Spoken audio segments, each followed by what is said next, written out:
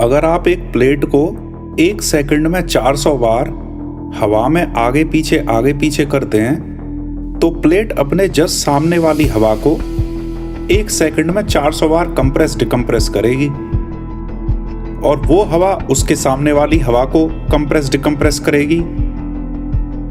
और इस तरह से ये डिस्टरबेंस यानी ये रिपल हवा में 400 हर्ट्ज की फ्रीक्वेंसी के साथ ट्रेवल करेगा। हवा में जनरेटेड हुए इस रिपल को आपके कान डिटेक्ट कर लेंगे और आपको कुछ ऐसा सुनाई देगा।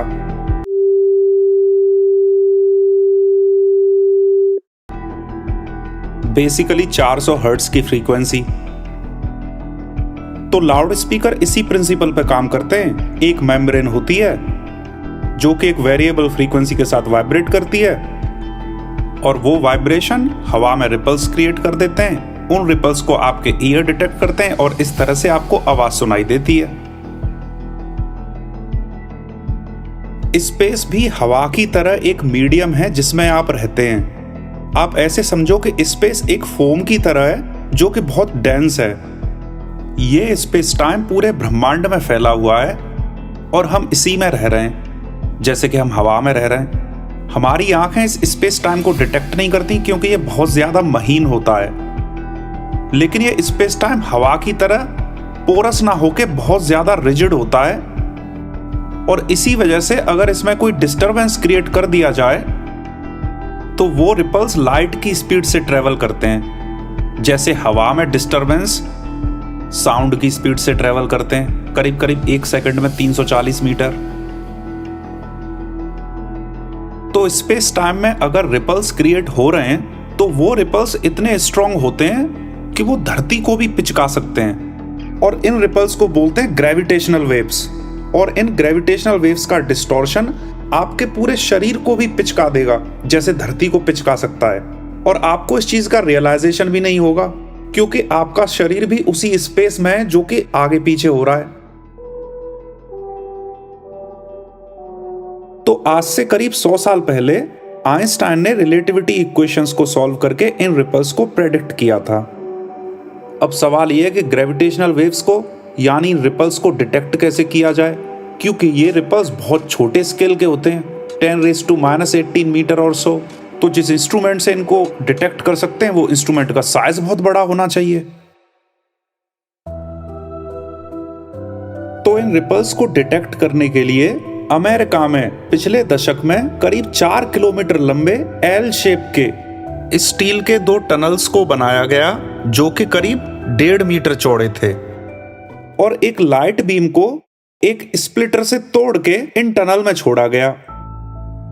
तो क्योंकि दोनों टनल्स की लंबाई एकदम बराबर थी इसीलिए डिटेक्टर पर reflected light destructive interference create करती है।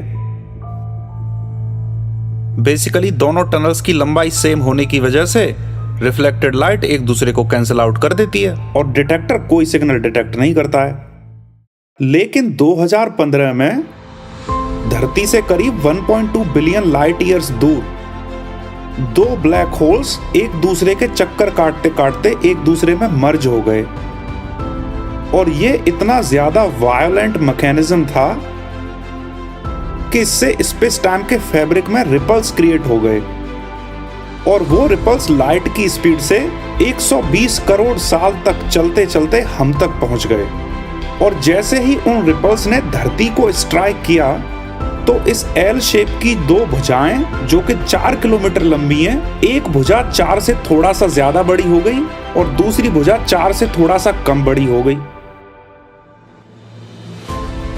क्योंकि रिपल्स वेव की तरह प्रोपागेट हो रहे हैं इसीलिए एक भुजा को वो दूसरे से थोड़ा सा कम लंबा करेंगे। इस वजह से दोनों भुजाओं की स्ट्रेचिंग थोड़ी सी अलग हुई। कितनी अलग हुई? एक के आगे 18 जीरो लगा दो, 1 मीटर का इतनेवां हिस्सा।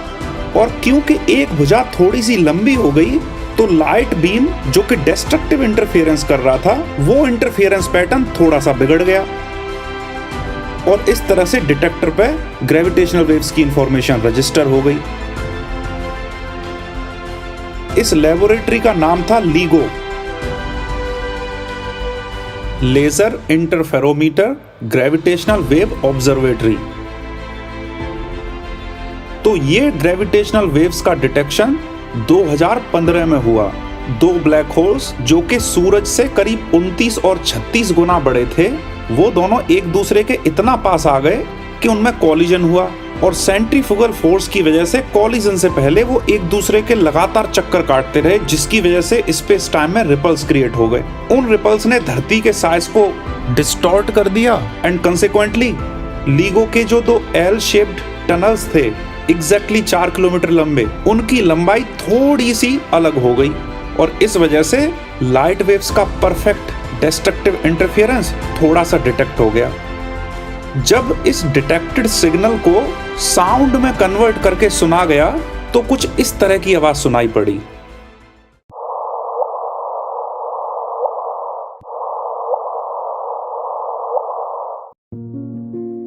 आप इमेजिन कर सकते हैं अगर दो ऑब्जेक्ट एक दूसरे का चक्कर लगाते हुए एक दूसरे में मर्ज होंगे तो इसी टाइप की आवाज वहां से आनी चाहिए, ऐसा आपका ब्रेन आपको बताएगा। अब ये चीज आइंस्टाइन ने प्रेडिक्ट की थी आज से 100 साल पहले और इसका डिटेक्शन हुआ 2015 में।